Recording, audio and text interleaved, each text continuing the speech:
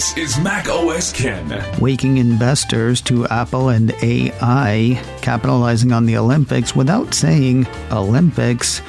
And Apple Music names the #1 album of all time. It is Thursday, the 23rd of May, 2024. I'm Ken Ray, and this is news from Mac OS Ken, brought to you by yours truly and sponsored by ExpressVPN. Protect your online activity today.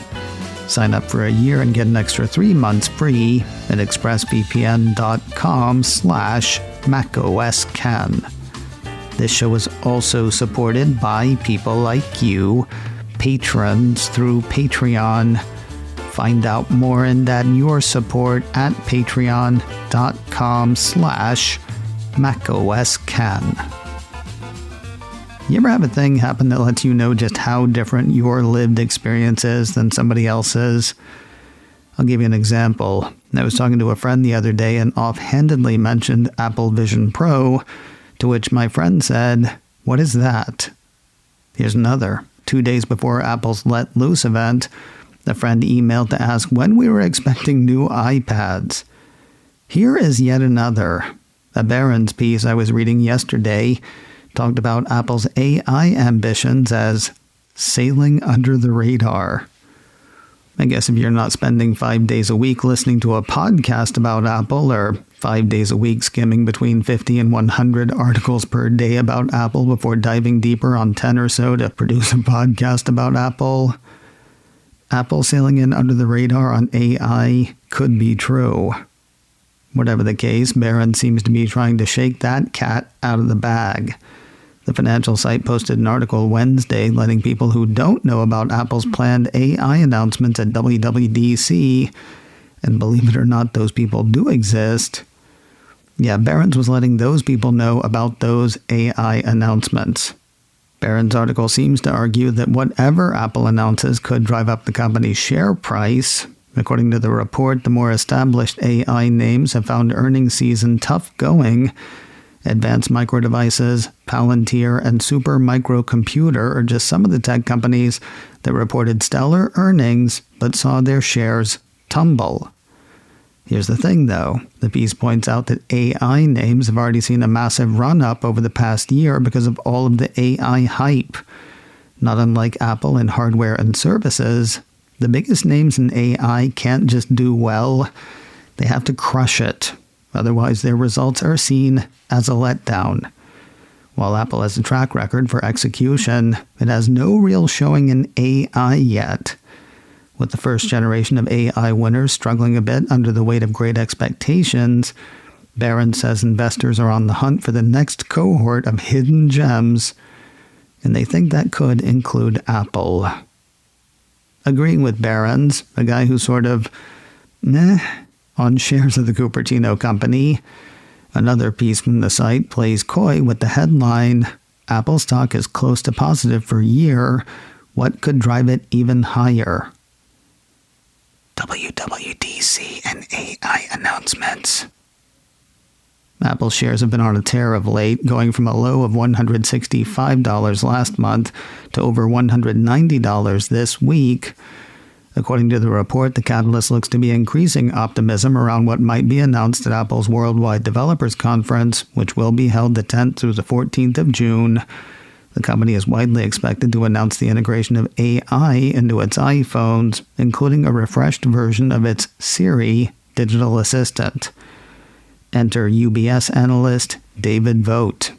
Barron's has him issuing a note to investors this week, wherein he said the market expects AI capabilities and functionality announced at WWDC in June to drive a refresh cycle. Therefore, sentiment has shifted from cautious in early April to considerably more bullish. And yet, not among the considerably more bullish is Mr. Vogt. He's got a neutral rating on Apple shares and a price target of $190. Apple's fight against its Spotify-inspired EU fine is official. I told you yesterday of a rumor that Apple was arguing against the 1.8 billion euro or $1.9 billion fine levied against the Cupertino company in the European Union for alleged anti-competitive behavior in the streaming music space. Now a piece from Reuters says that is happening. Apple has challenged the fine at Europe's second highest court, according to the report. From here, you can settle in for a bit. The piece says a ruling by the Luxembourg-based General Court could take several years, while an appeal against its judgment to the Court of Justice of the European Union, Europe's top court, could drag out the litigation by a few more years. Remember how lawyers for the Democratic Republic of Congo gave Apple 3 weeks to address concerns about sourcing of conflict minerals? It has now been 4 weeks, and those lawyers say they haven't heard a peep. Toward the end of April, 9to5Mac had lawyers for the DRC saying Apple was, or is, sourcing 3 T minerals from the country's eastern region in a trade involving violence, child labor, and other human rights violations. Apple says it gets those minerals from Rwanda, though the DRC attorneys say Rwanda doesn't produce those materials in significant quantities. According to the lawyers, the minerals are actually coming from the DRC, with their extraction fueling a cycle of violence and conflict by financing militias and terrorist groups and contributing to forced child labor and environmental devastation. That's when DRC lawyers gave Apple 3 weeks to respond. 4 weeks later, a piece from Apple Insider has those lawyers saying that Apple has remained silent and neither answered nor even acknowledged receipt of the questions. They also say they have new evidence from whistleblowers tied to the allegations, though they've yet to say what that evidence is. The piece has the lawyers indicating that they've been instructed by the DRC to investigate legal options against Apple. News of a new hire at Apple Park. 9to5Mac says the Cupertino company has hired Cynthia Bowman, formerly of BofA, Accenture, and AT&T, to be its new VP of Inclusion and Diversity. In a statement to Bloomberg, Apple said Bowman is an accomplished leader in her field and is deeply committed to the work being done to advance inclusion and diversity at Apple. Bowman will replace Barbara Y., who is retiring. She'll report to Carol Surface, Apple's chief people officer. Apple's education store has a fresh coat of paint. 9to5Mac ran a piece earlier this week announcing an extensive redesign for the online store, though if you're not there a lot, you likely won't see a difference. The piece says the refresh basically brings the look in line with the main Apple online store and the look it's had since 2021. More news in a moment, but first a word from today's sponsor, ExpressVPN. Whether comparing prices, researching something sensitive, or just playing it safe, there are lots of reasons to keep your online activity private. Put a different way, VPNs are not just for the airport, hotel, or coffee shop anymore. Even using a private window or incognito mode doesn't keep your ISP from seeing where you're going. And here in the States, that is info your ISP can sell to ad companies. I wish they wouldn't, which is why I use ExpressVPN, either in public or at home. ExpressVPN routes your internet connection through their secure servers, so your ISP can't see the sites you visit. With VPNs I've used in the past, that privacy came at the expense of performance. It does not with ExpressVPN. Seriously, if I didn't know it was on, I wouldn't know it was on. And yet I do keep it on all the time.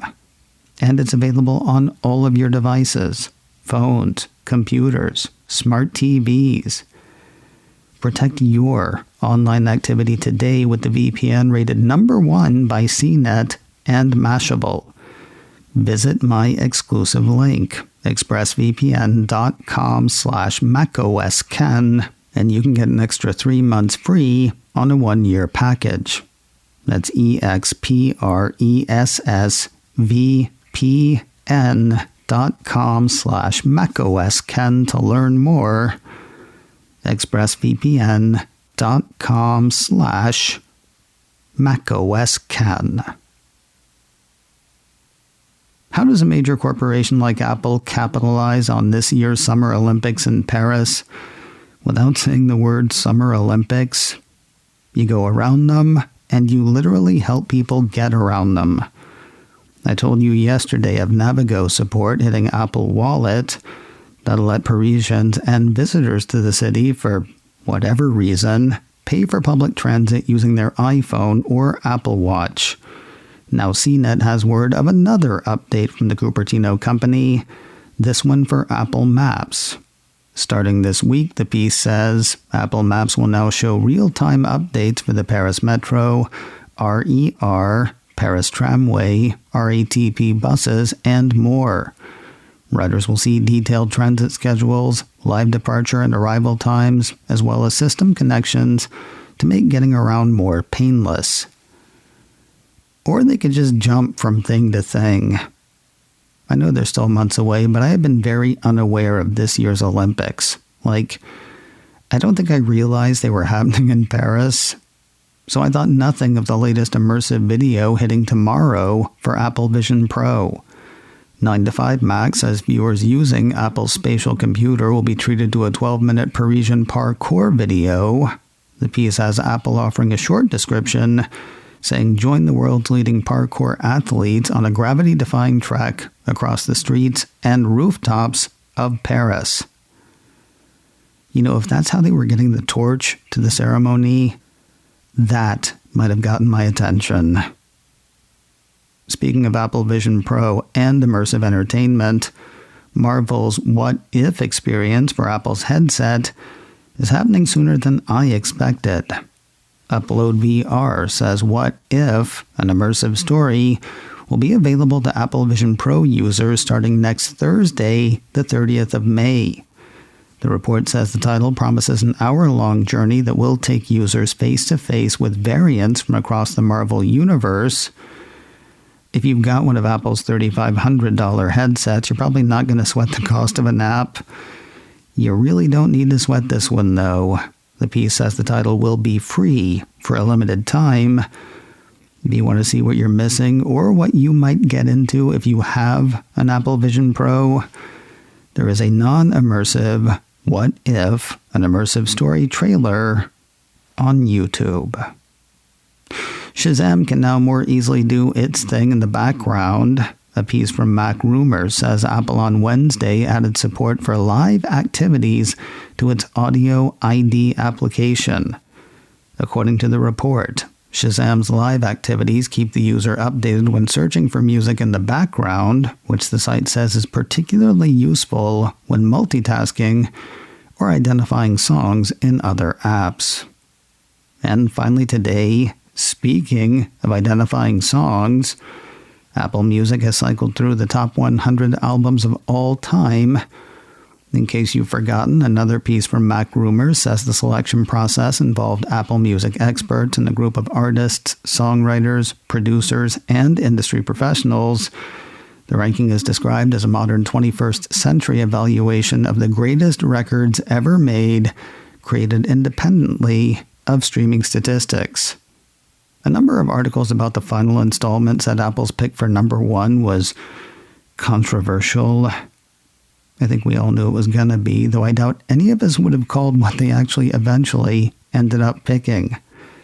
Hitting just the top 5, Blonde by Frank Ocean is 5th, Purple Rain by Prince of the Revolution is number 4, Abbey Road by the Beatles is 3rd, Thriller by Michael Jackson was 2nd, and the number 1 album of all time, according to Apple Music experts, The Miseducation of Lauryn Hill by Lauryn Hill. Of course, they didn't do this list just to do it. Mac Rumors says Apple Music has created 100 audio vignettes to accompany each album on the list, providing context and stories behind the records. These vignettes, along with additional content, are available across Apple Music, Apple Podcasts, and Apple Books.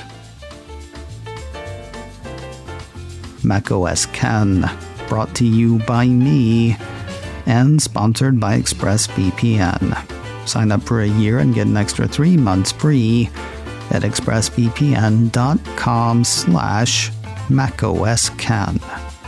This show is also supported by people like you, patrons through Patreon. Find out more and add your support at patreon.com/macOSKen. Advertising handled by Backbeat Media. Online at backbeatmedia.com. You can reach me a couple of ways. Info at macosken.com or call 716-780-4080. Until next time, that is news from macOS Ken. I'm Ken Ray.